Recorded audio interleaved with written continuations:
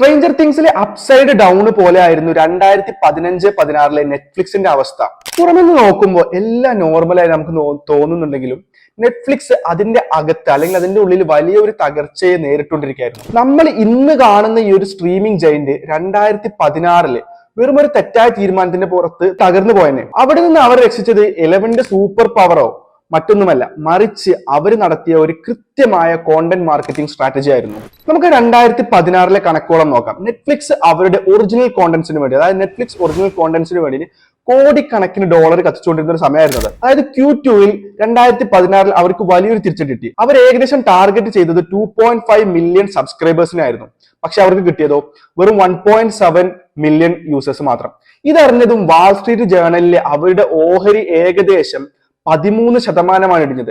Investors ഒക്കെ ചോദിച്ചു തുടങ്ങി, ഈ നെറ്റ്ഫ്ലിക്സിനെ കൊണ്ട് സ്വന്തമായിട്ടൊരു ഹിറ്റ് ഉണ്ടാക്കാൻ കഴിയുമോ, അല്ലെങ്കിൽ അതിന് ഒരു കഴിയുന്ന ഒരു കമ്പനിയാണ് ഇതെന്നൊക്കെ. അങ്ങനെ നെറ്റ്ഫ്ലിക്സ് അവരുടെ എക്സിസ്റ്റൻഷ്യൽ ക്രൈസിസിലൂടെ ആയിരുന്നു മൂവ് ചെയ്തുകൊണ്ടിരുന്നത്. ഈ കഥയിലെ ട്വിസ്റ്റ് അറിയുന്നതിന് മുമ്പ് ഒരു കാര്യം, നിങ്ങൾ ഈ ബിസിനസ് ഓണറോ അല്ലെങ്കിൽ ഒരു മാർക്കറ്റിംഗ് താല്പര്യമുള്ളവരാണെങ്കിൽ ഇതുപോലെ റിയൽ ലൈഫ് കേസ് സ്റ്റഡീസ് ലഭിക്കാൻ വേണ്ടിയിട്ട് ഈ അക്കൗണ്ട് ഒന്ന് ഫോളോ ചെയ്തോളൂ. അപ്പൊ നമുക്ക് ബാക്കി നോക്കാം.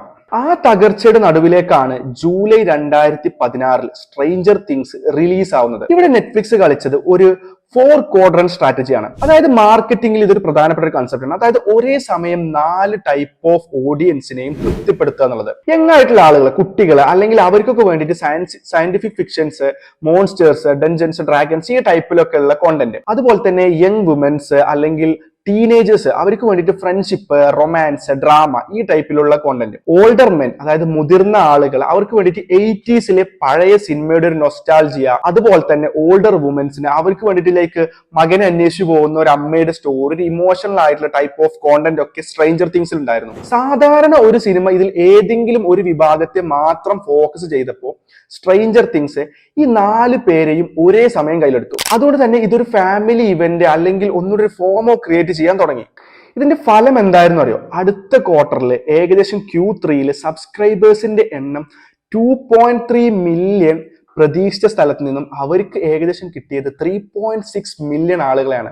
സ്റ്റോക്ക് മാർക്കറ്റിലെ വില ഏകദേശം 20% തിരിച്ചു കയറി. മാത്രമല്ല, നെറ്റ്ഫ്ലിക്സ് ആദ്യമായിട്ട് ടീഷർട്ട്, ടോയ്സ്, ഇതുപോലൊക്കെ മെർച്ചൻഡൈസിലൂടെ റവന്യൂ ഉണ്ടാക്കാൻ സാധിച്ചു.